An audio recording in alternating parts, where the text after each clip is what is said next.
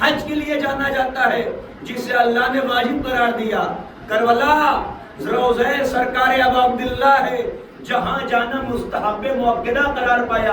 اے میرے اللہ، جب ابراہیم کی قربانی حسین کی قربانی کے مقابلے میں معمولی ہے، توجہ فرمائیے گا، جب ابراہیم کی قربانی حسین کی قربانی کے مقابلے میں کم ہے، کمزور ہے، تو پھر وہاں کو واجب کیوں بنایا، یہاں تو مستحب کیوں بنایا؟ اگر بات پہنچے تو انشاءاللہ ضرور بولیں گے آپ. یہ خاموشی ٹوٹے گی کیوں؟ وہاں واجب کیوں بنایا، یہاں مستحب کیوں بنایا؟ کا تمہیں نہیں پتا دونوں جگہ میں بنیادی فرق ہے. کا فرق کیا ہے؟ کا جو ابراہیم کی یاد ہے وہاں معاملہ یہ ہے کہ بیٹا بچ گیا، جو حسین کی یاد ہے وہاں معاملہ یہ ہے کہ بیٹا قربان ہو گیا. توجہ فرمائیے گا. اس کا مطلب ہے کہ ایک واقعے کا تعلق ہے خوشی سے، ایک واقعے کا تعلق ہے غم سے. ابھی نہیں پہنچے آپ. ایک واقعے کا تعلق ہے خوشی سے، ایک واقعے کا تعلق ہے غم سے. ابھی دیکھیے آپ کے گھر پہ کسی کی شادی ہو تو آپ کیا کرتے ہیں؟ اگر شادی ہمارے گھر پہ ہو تو ہم کارڈ چھپواتے ہیں، گھر گھر بیچتے ہیں، رشتہ داروں کیا پہنچاتے ہیں، عائز و اقارب کیا پہنچاتے ہیں، اور فقط پہنچایا آنا ہے. کسی کیا نہ پہنچایا بھول گئے تو کیا ہوتا ہے؟ ناراض ہو کے بیٹھ جاتا ہے، ہم کو بلایا ہی نہیں. لیکن اسی کے مقابلے میں غم کی کیفیت کیا ہوتی ہے؟ کہ غم کی کیفیت میں گھر گھر بلایا نہیں جاتا. مسجد سے فقط ایک اعلان ہو جاتا ہے فلاں گھر میں مٹی ہے. اب جس کا منظرے آئے، جس کا منظرے نہ آئے، اس کا مطلب ہے کہ خوشی میں گھر گھر بلایا جائے گا، غم میں فقط اعلان کیا جائے گا. اب بھی نہیں پہنچے آپ، میں کیسے پہنچاؤں؟ خوشی میں گھر گھر بلایا جائے گا، غم میں فقط اعلان کیا جائے گا. مگر یاد رکھو، لاکھ خوشی میں شامل ہو گئے ہو، اگر غم میں نہ آئے تو خوشی میں آنا بیکار. کیا کہنے اگر غم کے موقع پہ دروازے پہ نہ آئے تو خوشیوں میں آنا بیکار. میرے عزیزوں، جب کہ خوشی میں جا کے بلایا، غم میں فقط اعلان کیا. یہی معاملہ تو کعبے کا اور کربلا کا تھا. کعبہ خوشی کا معاملہ تھا، اللہ نے واجب قرار دے دیا. کربلا غم کا معاملہ تھا، اللہ نے مستحب قرار دے دیا.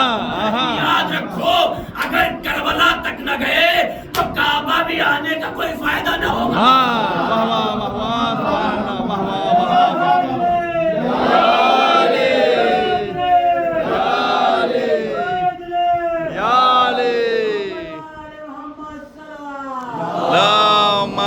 صلی علی محمد وآل محمد. اعلان کر دیا جا رہا ہے. یاد رکھنا کہ اگر کعبہ ہے تو کربلا کی وجہ سے، اگر کعبہ باقی ہے تو کربلا کے واقعے کے ذریعے سے باقی ہے. دیکھیے شاید بڑی اہم بات میں آپ تک پہنچانا چاہ رہا ہوں. لوگ کیا سمجھتے ہیں، ہمارے یہاں آج بچہ جیسے ہی نام عزیز سنتا ہے فوراً کہتا ہے لعنتی ہوتا ہے کہ نہیں ہوتا؟ چھوٹے چھوٹے بچے بھی مگر یزید لعنت، یزید مردہ باد، یزید مردہ باد کے نعرے لگاتے ہیں کہ نہیں؟ یہ بتائیے، جس کے پاس شام جیسی حکومت تھی وہ اتنا بونا کیسے بن گیا؟ اگر آپ سنیں تو شاید موضوع سنانی مشکل پیدا ہو جائے گی. جو ظاہری طور پر شام جیسی حکومت کا حاکم تھا وہ اتنا چھوٹا کیسے ہو گیا کہ گلی میں ٹہلتے ٹہلتے بچے کہیں یزید مردہ باد.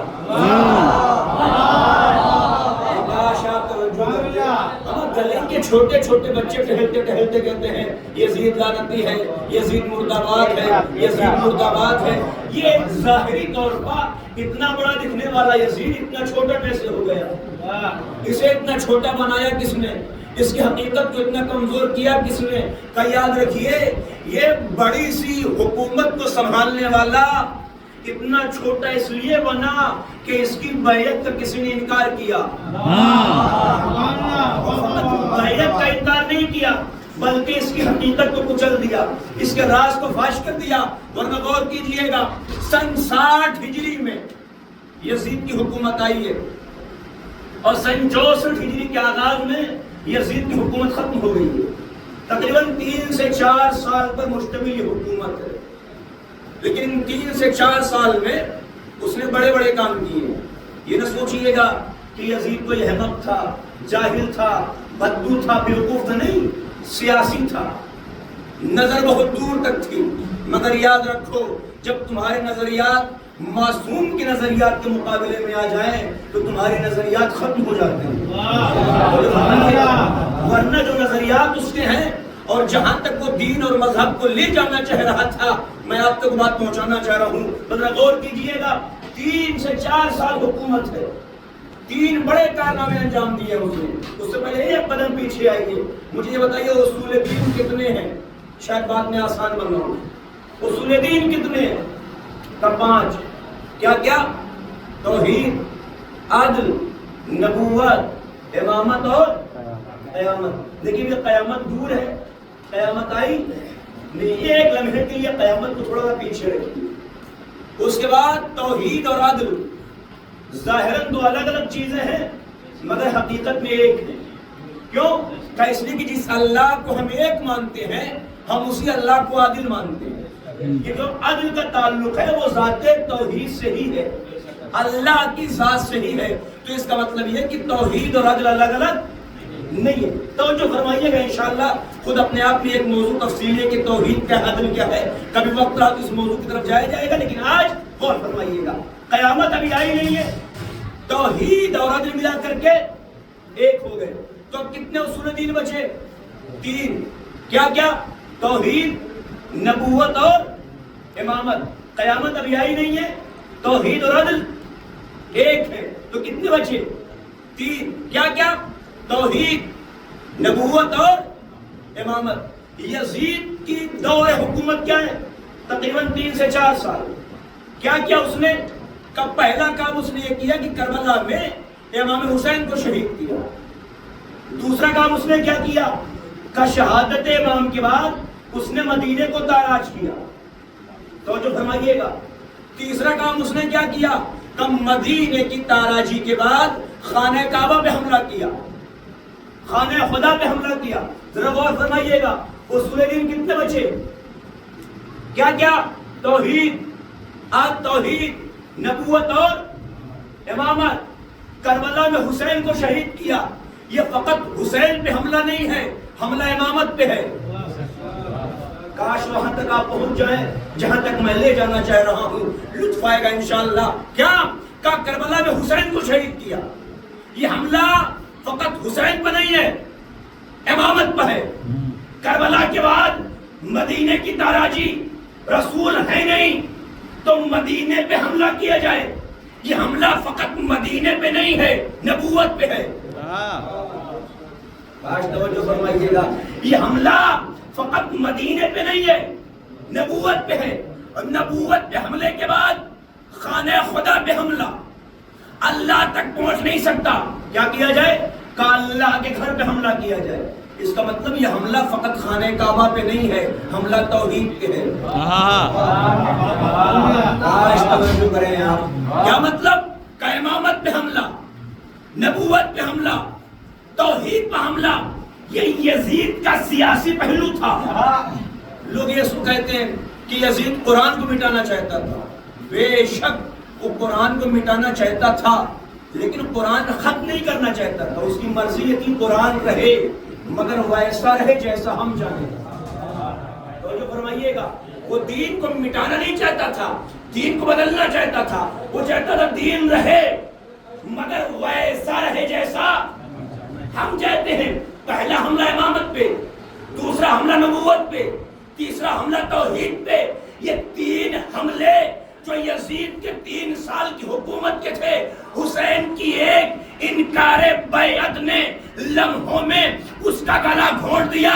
یعنی حسین بتانا چاہ رہے تھے تمہاری سیاسی بصیرت ایک طرف، ہمارا انکار بیعت ایک طرف.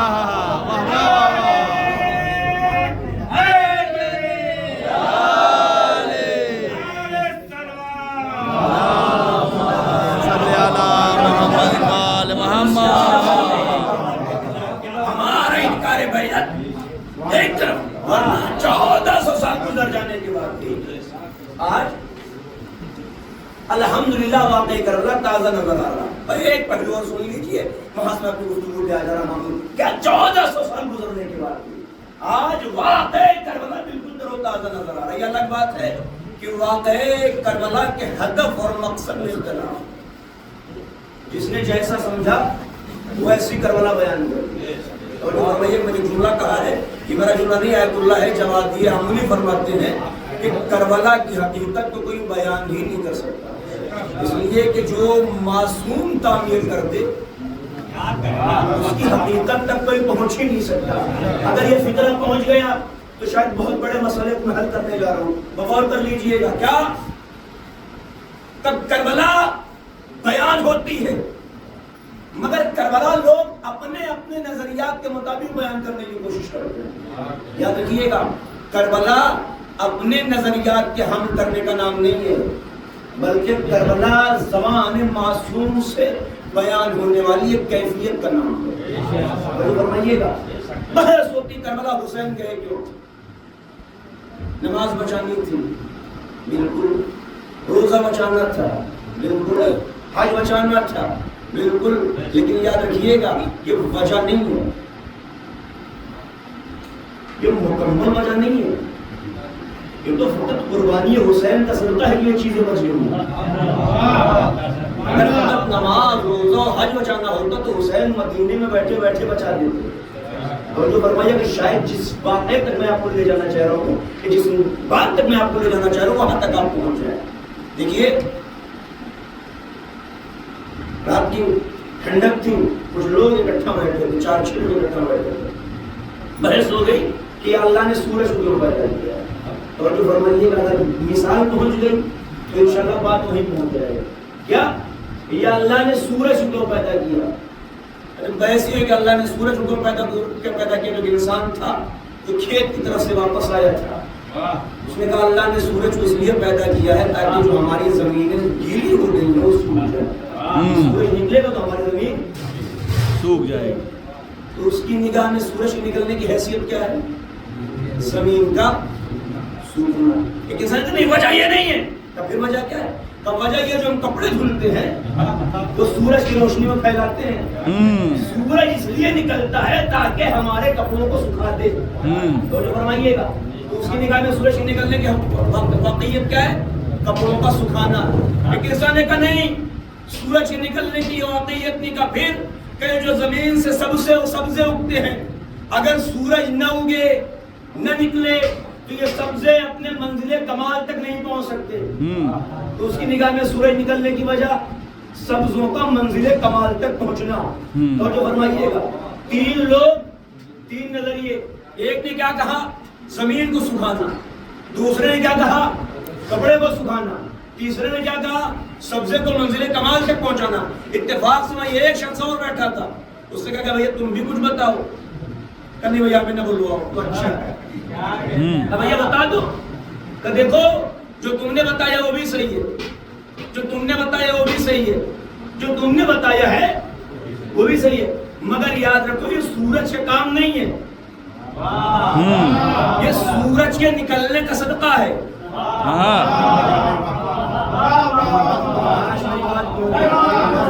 یہ سورج کا کام نہیں ہے، یہ سورج کے نکلنے کا صدقہ ہے. کہ سورج نکلا زمین سوکھ گئی، سورج نکلا کپڑا سوکھ گیا، سورج نکلا سبزہ منزل کمال تک پہنچ گیا. کبھی تو یہ بتا دے سورج نکلتا کیوں ہے؟ کہ سورج کے نکلنے کی وجہ یہ ہے کہ جو دنیا ظلمت سے ڈوبی ہوئی تھی اسے اجالے تک لایا جا سکے. سبحان اللہ. ظلمت میں ڈوبی ہوئی تھی اسے روشنی تک لایا جا سکے. جب سورج نے ظلمت سے ڈوبی ہوئی دنیا کو روشنی میں پہنچایا، کپڑا بھی سوکھ گیا،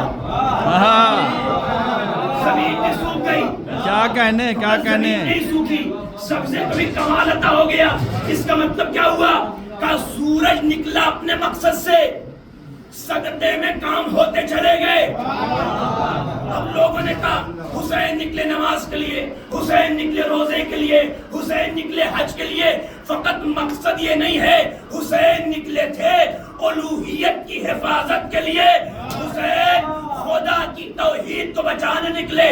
صدقے میں نماز بھی بچ گئی, روزہ بھی بچ گیا, حج بھی بچ گیا. صلوات پڑھیں.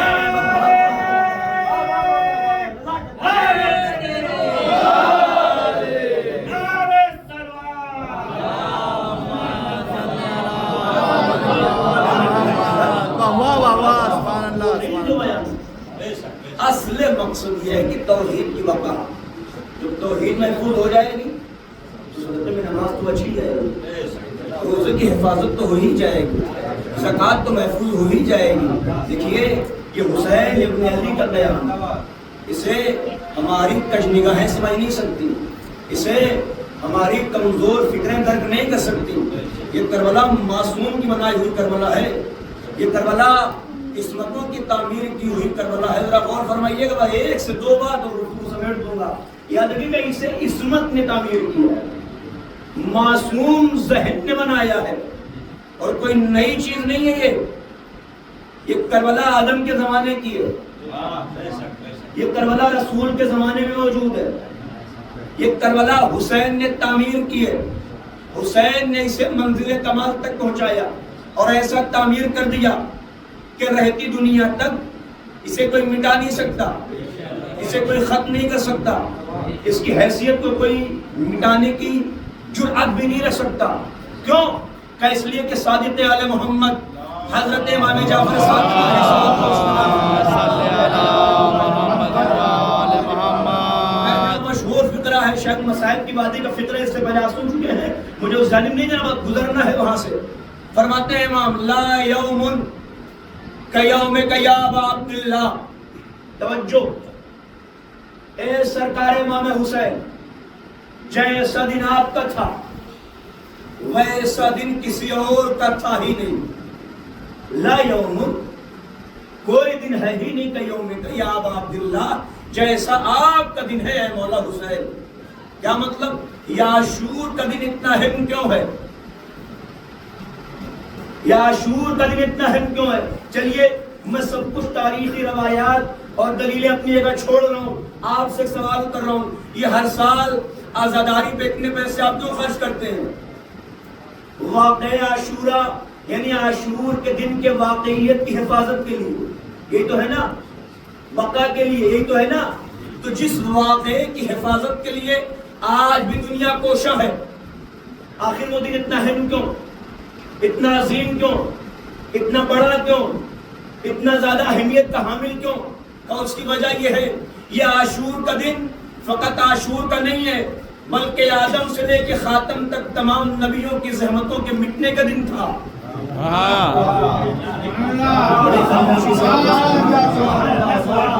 یہ آدم سے لے کے خاتم تک تمام نبیوں کی محنتوں کے مٹنے کا دن تھا. اگر حسین کے قدم پیچھے ہٹ جاتے, یہ حسین فقط کربلا میں سر نہیں کٹا رہے, آدم کی محنتوں کو بچا رہے, نوح کی محنتوں کو بچا رہے, ابراہیم کی محنتوں کی حفاظت کر رہے. اسی لیے تو آپ کسی امام کی زیارت میں نہیں پڑھتے سوائے امام حسین کی. السلام علیکم یا وارث آدم و صفوت اللہ, اے آدم کے وارث تم پہ سلام, اے نوح کے وارث تم پہ سلام, اے موسیٰ کے وارث تم پہ سلام. ہم آج بھی یزیدوں کے ماننے والوں کو ایک چیلنج ہے, یاد رکھو کم سے کم حسین آدم سے لے کے خاتم تک کا وارث ہے. تم جسے مانتے ہو اس کے وارثوں کا پتہ کیا ہے؟ یہ دن نہیں ہے, یہ عاشور حقیقت میں تمام نبیوں کی محنتوں کو بچانے کا دن. اسی لیے جب اس محنت کے بچانے کا آغاز ہوا, ایک فکر سن لیجیے اور اسی میں گفتگو سمٹ جائے گا. ایک فکر سن لیجیے, توجہ فرمائیے گا, یہ انبیاء کی محنتوں کے بچانے کا دن. جب امام حسین سے بیعت کا مطالبہ کیا گیا تو امام حسین نے جملہ کہا, فقط مثلی لا یبایع اسلام نہیں ہے, اس سے پہلے امام نے دو چار جملے اور کہے. امام نے فرمایا سنو نحن اہل بیت النبوہ, ہم اہل بیت نبوت ہیں, وما عدل الرسالہ, ہم معدن رسالت ہیں، ومحدود الرحمٰن، رحمتیں ہمیں گھیرے ہوئے ہیں. اب اس ملے کی لاج رکھ لیجیے. بنا فتح اللہ بنا یختم، اللہ نے اس کائنات کا آغاز ہم سے کیا اور ہم پہ ختم کرے گا. اللہ نے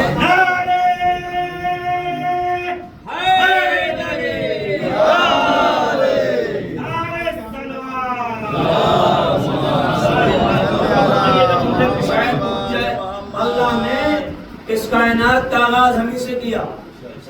نور نبوت سے کائنات کا آغاز، نور امامت پہ کائنات کا انجام ہمیں سے ختم کیا، ہمیں سے شروع کیا، ہمیں پہ ختم کرے گا. یہ فطرہ کسی مفکر کا نہیں، کسی